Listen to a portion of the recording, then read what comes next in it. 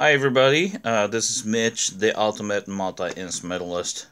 But as you may not know, I'm an oboe repair technician, and the oboe is actually my main instrument. And I repair, oboes locally here in Oregon State. So I just decided maybe making a few videos about maintenance the oboe and adjustments. Something that you can do on your own, not relying on a repair technician. Oboe gets out of adjustments fairly easily, so keeping up with it is actually pretty important for a player. And sometimes if you go to a repair shop and only thing the repair technician needed to do was just a very small turn of screw, and they may say, hey, $20. Well, which is, from their experience and stuff, just like, you will pay a lot of money for artists.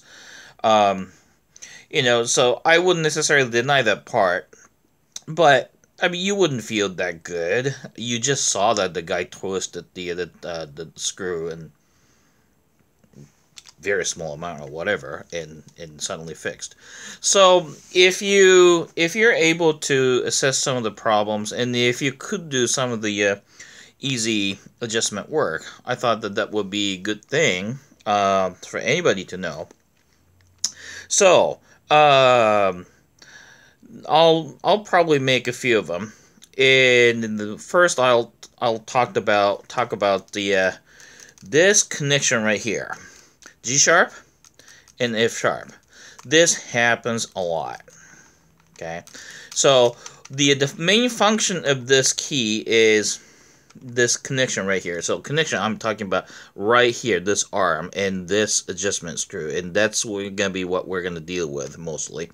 And so G sharp, if you push G sharp, this one comes up, but if you push F sharp, then it closes up. And it's supposed to close all the way down, but if this screw is loose, it's not going to go down. And actually, right now, let's see if I can... Do you see that it's not closing all the way? So this is how it's going to sound like. So you don't have any problem playing lower register.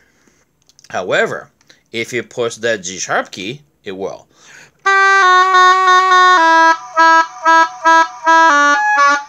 So if you have that problem, that screw is too loose. So you get the proper size of a screwdriver, which I have a real hard time finding right now. Why can't I find it? I just hate it. Let me see. Here you go. So get a screwdriver, and you're going to turn this screw right here. Okay, and you're going to remember the righty-tighty, lefty-loosey. So you're going to tighten it up. And what I usually do is I stick a piece of metal rod. This one is actually a spring hook underneath right there, the arm, because I don't want to push down this arm against the cork pad right there. So then that means the cork pad is going to squish, and then eventually it's going to spring back. So this adjustment is not really going to be quite correct. So I don't want to do that way. So right now I have... Whoops. I keep dropping stuff here. So I just tighten it up, and then I push it down and push the F sharp down and trill that G sharp key and see if it's closed. And probably the easiest way to check it is playing it. So F sharp and trill that G sharp key. And that doesn't sound that bad, but that's not the end of it.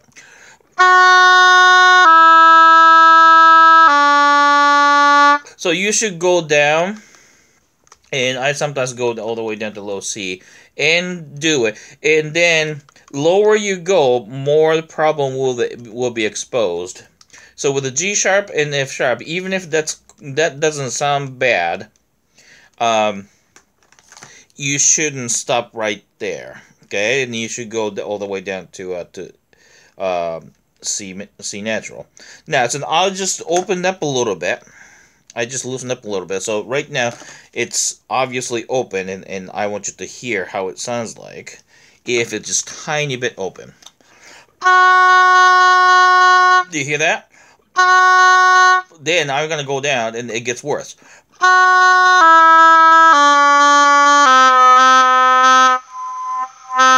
That low C is totally unusable, right?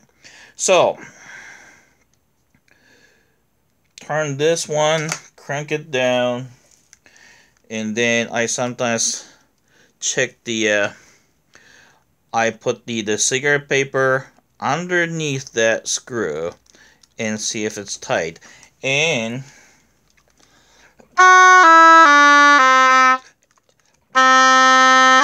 so it doesn't do anything bad right now.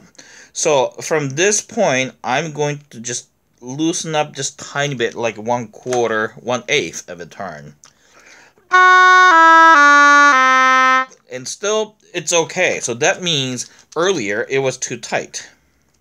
And then I'm going to even loosen up another back quarter turn and see if it works.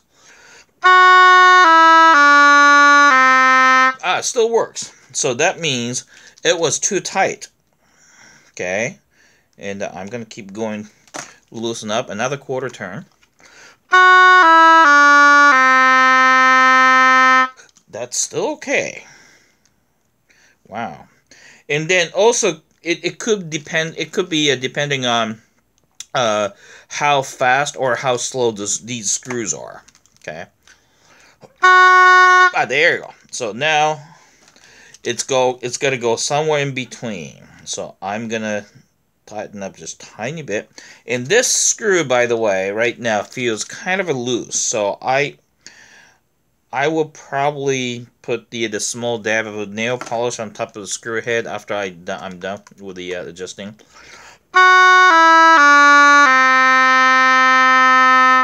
Seems like that's about where it is supposed to be. Okay, so that's how you adjust it. Now, however, let me show you something. So if this screw is too tight, okay, and I'm going to just crank this up. So that means this G-sharp will close, okay? There. It closes fine. However, now this one is not closing all the way. So that means if this doesn't close, anything below that will not play well.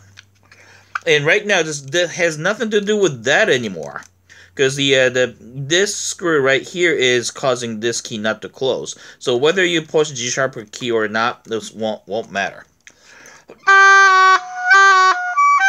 Now, if you hear that, wouldn't you freak out that the instrument is broken? It's not broken, it's just a turn of the screw. So this is what I'm talking about. If you go to repair technician, and then, you know, she will just loosen up the screw, and suddenly it works, and it's here you go, $20. Well, would you like to pay $20 for that? I'm not sure. I'm a repair technician myself, so if anybody does that, I perfectly understand what's going on. So I'm still willing to pay for saving my life, but there are a lot of people who don't want to do that. So anyway, right now it's just I loosen up too much, so probably that's about there.